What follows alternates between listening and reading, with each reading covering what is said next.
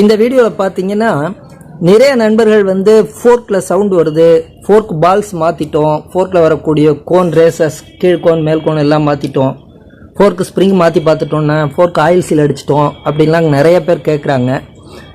குறிப்பாக பார்த்தீங்கன்னா Yamaha group வண்டி ஆரம்பத்தில் RX100 காலத்துலேருந்து இப்போ இருக்கிற FZ R15 வரைக்கும் இந்த பிரச்சனை அதிகமாக இருக்கும். யமஹா குரூப்பில் அதிகமாக இருக்கும். பட் மற்ற பிராண்ட் வண்டியிலையுமே இந்த பிரச்சனை இருக்குது. இதற்கான ஒரு தீர்வு தான் இந்த வீடியோவில் பார்க்க போகிறோம்.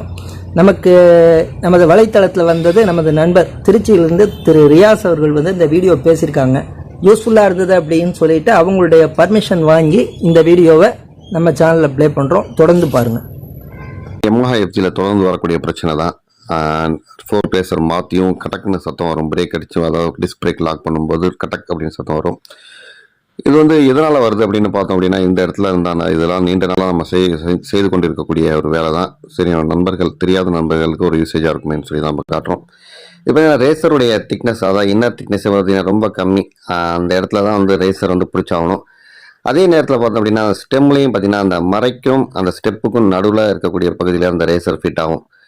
கூர்ந்து கவனிச்சா தெரியும், ஒரு காடி வளம் விழுந்திருக்கும்.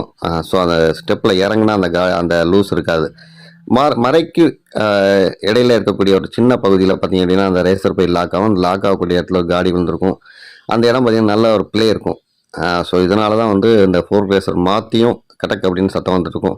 ஸோ நிறைய நண்பர்கள் நிறைய கஸ்டமருக்கு எரிச்சல் உண்டு பண்ணக்கூடிய விஷயமா இருக்குது. ரேசர் மாற்றி இந்த சவுண்ட் நிற்க மாட்டேங்குது அப்படின்னு சொல்லிட்டு. இப்போ பார்த்தீங்கன்னா நம்ம என்ன பண்ணியிருக்கோம் அப்படின்னா, லேத்தில் வெல்டிங் பண்ணி டர்ன் பண்ணி கொடுக்குறாங்க. இது மாதிரி அதாவது ஆர்கல்டிங்கே பண்ணிவிட்டு அதை நீட்டாக டர்ன் பண்ணி கொடுக்குறாங்க. அப்போ அந்த ஸ்டெப்பில் இருக்கக்கூடிய பிளேயும் அதே நேரத்தில் அந்த மறைக்கு கீழே இருக்கக்கூடிய பள்ளமும் பார்த்திங்கன்னா ஃபில் ஆகிடுது. இப்போ ரேசர் பார்த்திங்கன்னா ப்ராப்பர் அதாவது ஃபிட் ஆயிட் அப்படிங்கிற அளவுக்கு அந்த ரேசர் ஃபிட் ஆயிரும். அப்போ பார்த்திங்கன்னா அந்த ரேசர் அந்த கட்டக்கிற சவுண்ட் சுத்தமாக வராமல் போயிடும்.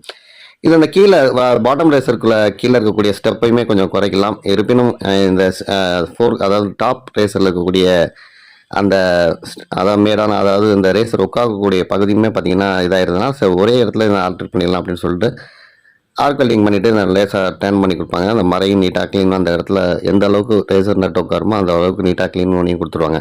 இது நல்லா தெளிவான ஒரு லேத் ஒர்க்கில் கொடுத்து நம்ம பண்ணோம் அப்படின்னா நல்லாவே இருக்கும்.